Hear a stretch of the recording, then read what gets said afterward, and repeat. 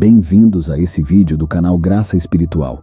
Hoje, exploraremos uma questão que tem fascinado a humanidade por séculos. Será que Deus realmente tomou medidas extraordinárias em relação aos anjos, que por escolha própria se afastaram da luz divina? Iremos agora fazer uma análise detalhada sobre as passagens dos anjos pelo livro da Bíblia. A primeira pergunta que enfrentamos é: quem são os anjos? Vamos às Escrituras. Quando estudamos o Antigo Testamento, por exemplo, descobrimos que os anjos são mencionados 108 vezes. Os anjos intercedem na vida dos anciãos Abraão e Jacó, como mostra o livro de Gênesis. No livro de Êxodo, Moisés também encontrou anjos durante o período de peregrinação no deserto.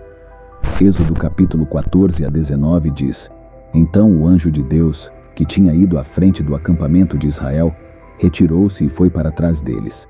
A coluna de nuvem também se moveu de diante deles e ficou atrás deles. No total, a palavra anjos ou anjo aparece no livro da lei, nos escritos de Moisés 32 vezes. Os anjos de Deus nos são apresentados nas Escrituras como o exército do céu. Os anjos são seres reais, não são figuras míticas ou especulação. Eles são personalidades espirituais e têm um impacto físico. Assim como o mundo demoníaco é oculto, o mundo angelical também é oculto. Os anjos nos cercam. Seu impacto gigante é inegável. Embora você não os veja, não há nada que os anjos de Deus não observem. Talvez não possamos tocá-los, mas os anjos tocam as pessoas. Você não pode manejá-los ainda. Eles podem destruir reis.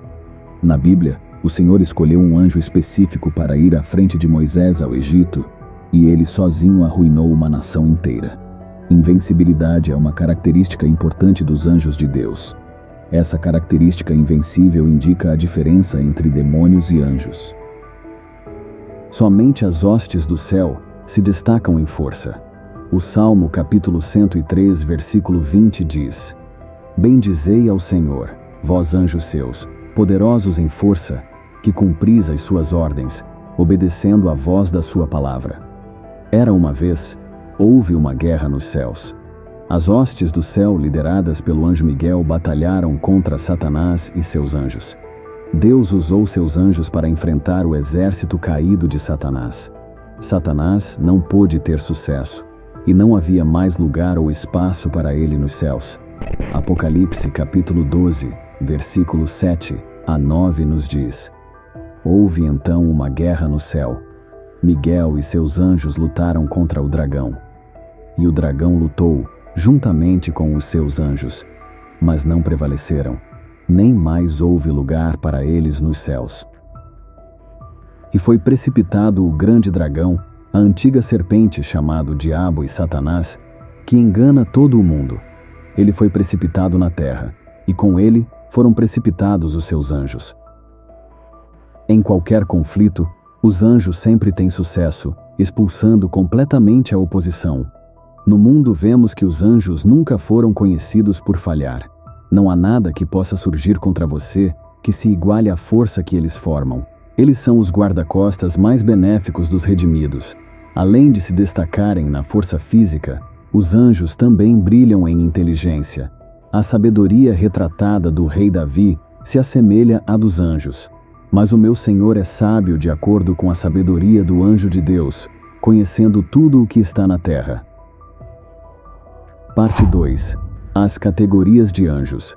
Nesta parte, discutimos seus nomes e posições, já que os anjos têm diferentes posições na hierarquia. Nosso Senhor até usou um termo militar em conexão com os anjos.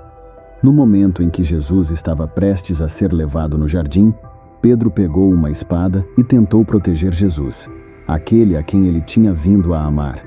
Jesus disse em Mateus capítulo 26, versículo 53: Ou pensas tu que eu não poderia agora orar a meu Pai e que ele não me daria mais de 12 legiões de anjos?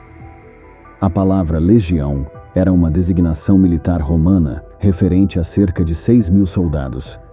Em sentido geral, provavelmente o maior grupo de anjos é o que poderíamos chamar de anjos regulares.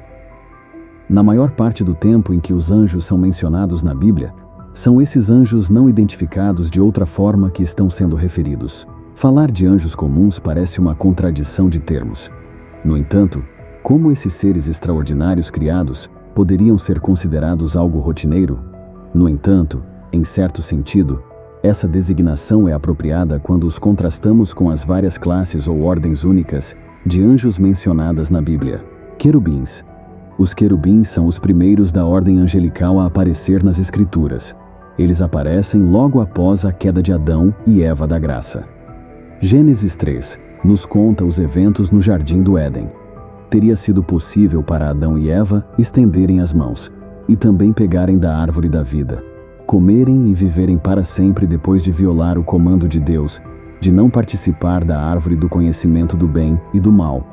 Assim, Adão e Eva tiveram que ser expulsos do paraíso terrestre. O Senhor Deus o expulsou do jardim. Foi descrito o propiciatório e a arca da aliança, onde Deus garantia encontrar-se e comunicar-se com Moisés. O que Deus desejou colocar sobre o propiciatório?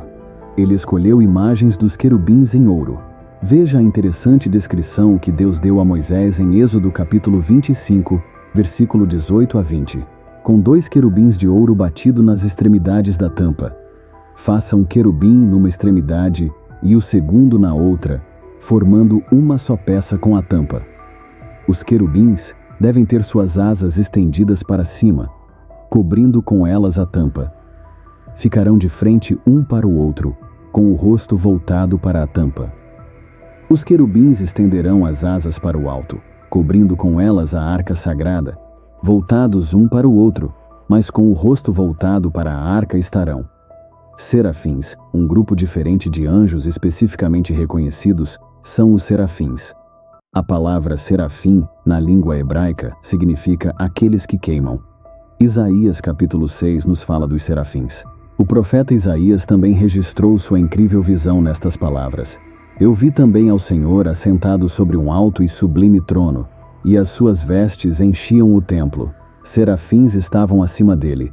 Cada um tinha 6 asas. Com 2 cobria o rosto, com 2 cobria os pés, e com 2 voava. O que os serafins estavam fazendo? Em Isaías capítulo 6, versículo 3 diz: E clamavam uns aos outros dizendo: Santo, Santo, Santo é o Senhor dos exércitos. Toda a terra está cheia da sua glória.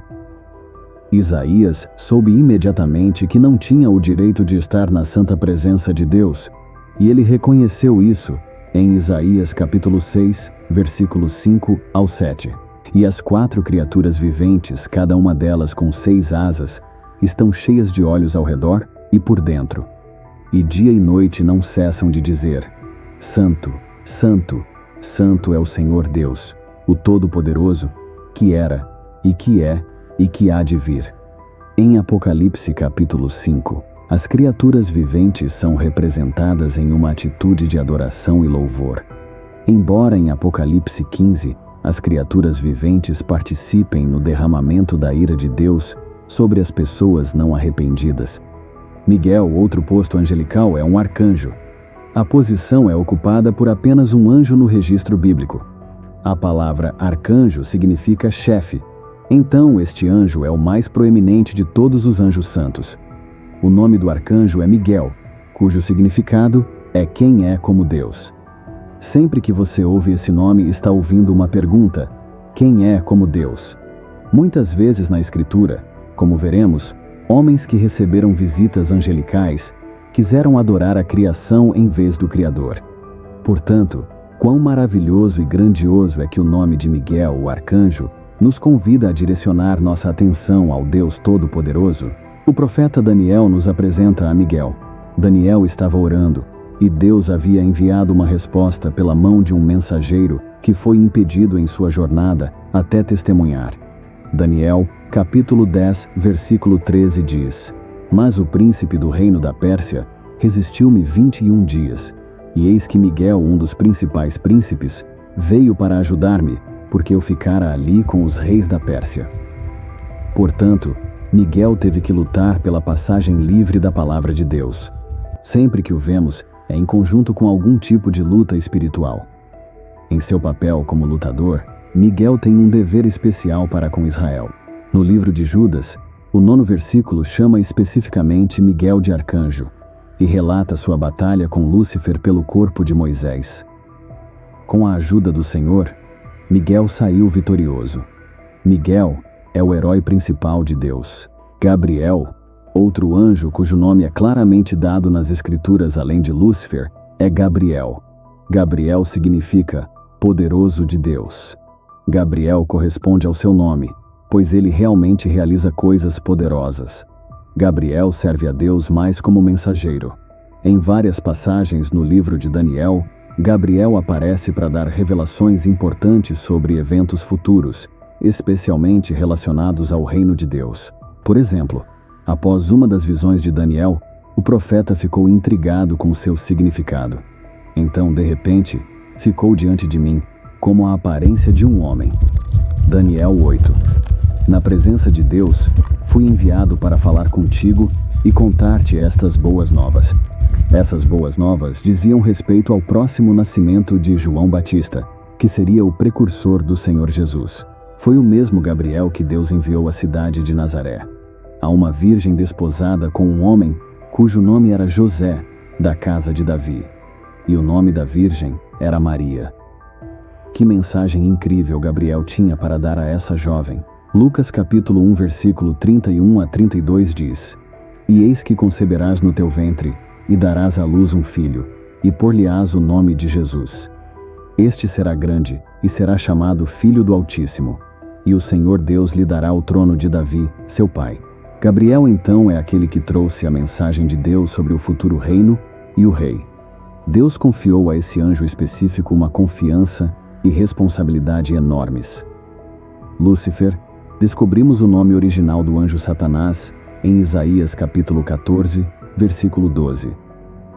Essa passagem não apenas o nomeia, mas também nos diz algo essencial sobre ele. Como caíste do céu, estrela da manhã, filho da alva, foste lançado por terra, tu que debilitavas as nações. Devido ao seu próprio orgulho e promoção de si mesmo, ele perdeu seu lugar elevado no céu. Lúcifer desceu da graça divina do Pai. Portanto, onde ele opera no momento, ele está bem aqui na terra.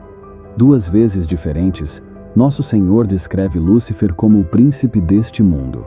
João capítulo 12, versículo 31 diz: Agora é o julgamento deste mundo. Agora será expulso o príncipe deste mundo.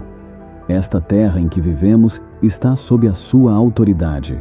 Enquanto os anjos Gabriel e Miguel têm apenas um nome, até onde sabemos, Lúcifer tem muitos que indicam aspectos de seu caráter maligno.